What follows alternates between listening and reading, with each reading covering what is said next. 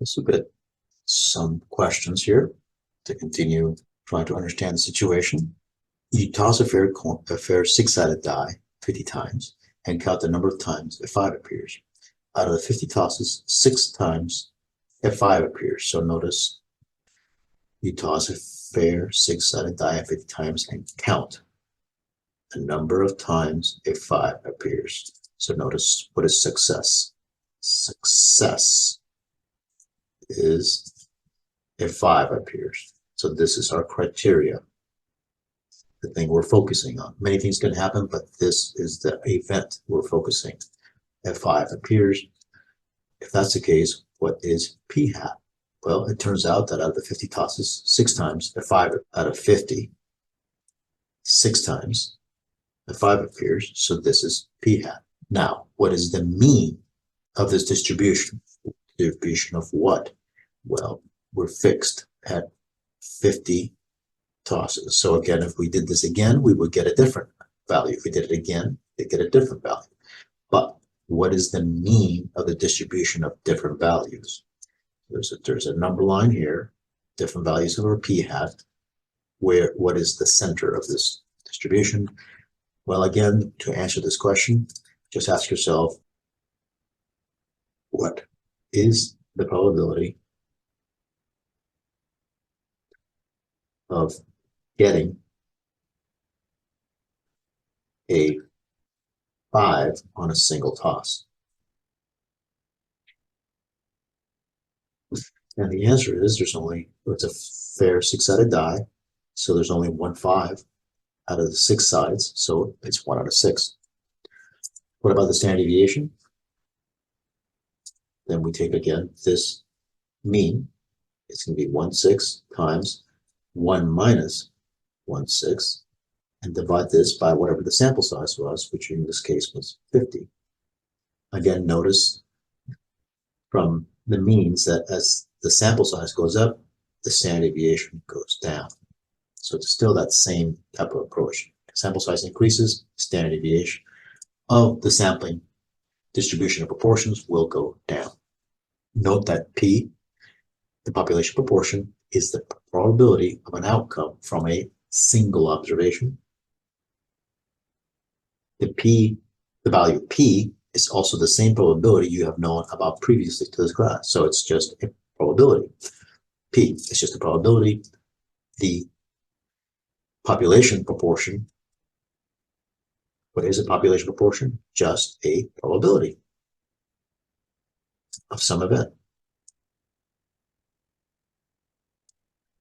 It happens to be the mean of the distribution of all possible sample proportions, which is good because, remember, we're really after a bigger goal here for a fixed sample size n. So the idea here is that we, in reality, do not know what this is. We'll need to know, well, we'll try and figure out what this is to some degree of accuracy using this, our statistic.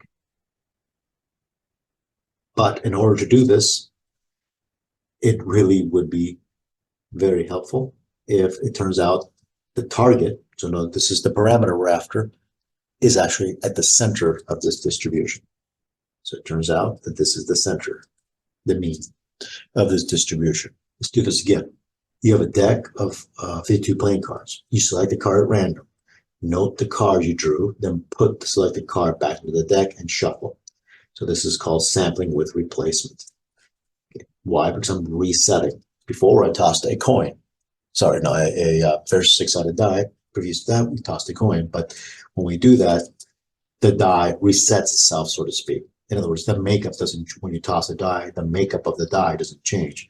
Here, though, I have to make clear, because I am drawing from 52 playing cards, that when I take a card out and look at it, what am I doing with this card? I want to make clear that I am afterwards putting it back and resetting. So I'm creating the same thing as the die situation. So to make sure that nothing about the deck has changed. And I shuffle just to randomize this. Just that same idea as if I toss a die, when I toss it, the whole point of tossing it is to randomize. What is the probability that the card is an ace? So what am I after? The population proportion or probability. If there's 4 aces out of 52 cards. So in this case, success, the event I want to see,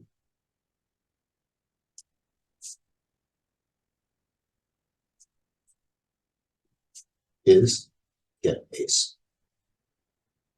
card. So that's what I want. And this could be reduced down to 1/13. So you randomly select cards, as mentioned, each time placing the card back and shuffling. After doing this 520 times, the number of ace cards you selected was 48. What is E of P hat? Well, E of P hat is, this is the parameter. The parameter doesn't change. The chance of on a single observation, the chance of getting an ace is 1/13. So there's my parameter. That's the chance of this. So notice this just the mean of the sampling distribution of proportion is just the probability of getting one observation, the chance of getting that one observation on a single toss or a single draw.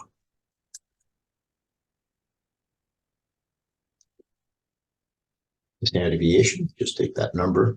So this is the probability of success, and this is actually the probability of failure.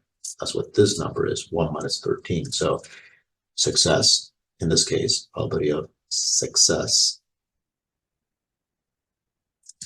is 1/13, but the probability of failure is 12/13, which is what this number is.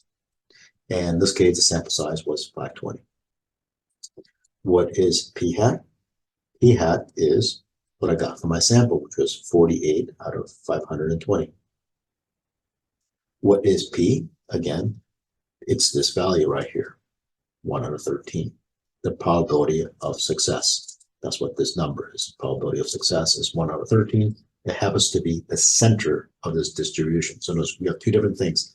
What's the probability of success? 1/13. What is the center of the distribution? That's what this represents. Of all possible tosses, it happens to be the probability of success, 1/13. In a classroom, there are 34 people, of which 12 are first-generation students.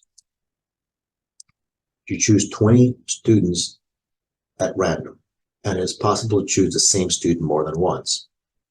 So when I do that, why am I doing that? Again, I'm sampling with replacements. Every time I sample, I'm observing what I got and then putting the object back. In this case, as a person, but that means I can select the person again, just like if you toss a coin or a die, you can get the same number to appear more than once. So here, the same person can appear more than once. Out of the 20 students selected, 5 were first-generation students. So what is E of P hat? In other words, the mean of the sampling distribution for n equals 20 for this situation. Well, again, success, what is success? Student is first generation.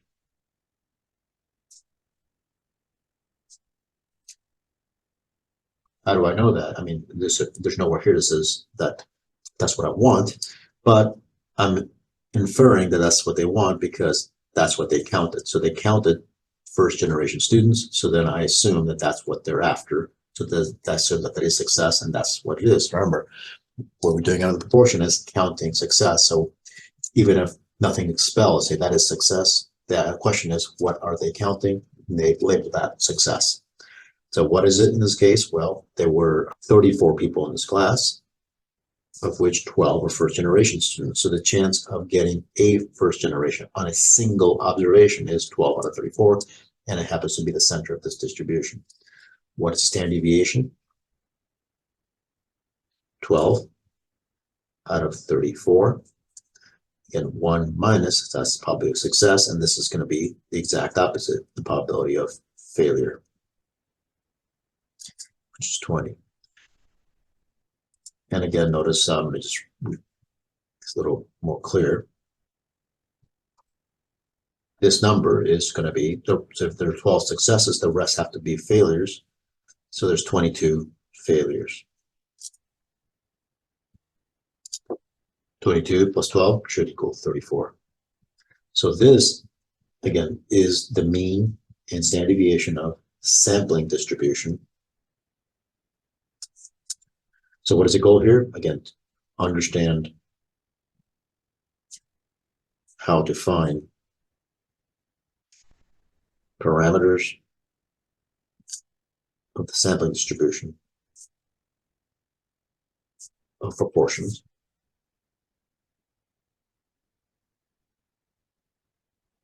That's what this is, sampling distribution parameters. But also, another goal is to make sure you understand or can identify when we're only dealing with statistic. So what is the statistic that was described here out of a sample of 20? Sample out of a sample of 20 selected, 5 were first generation students. So there's my p hat. So this is a statistic. And the specific, this is the sample proportion. And again, the goal here now is to make sure you understand that this is a general symbol for proportion or probability. But more so, that's the symbol for population proportion. So what happens is this is just your general probability. It helps have to be the center of this distribution. So that's why it's getting two different symbols, because it's got two different purposes. When you see these, I know that now that the way I'm using it is to describe the center. When I see it here, I know now that I am most likely just asking the question, what's the chance of success? So there's two different purposes, two different symbols, but they happen to be the same value.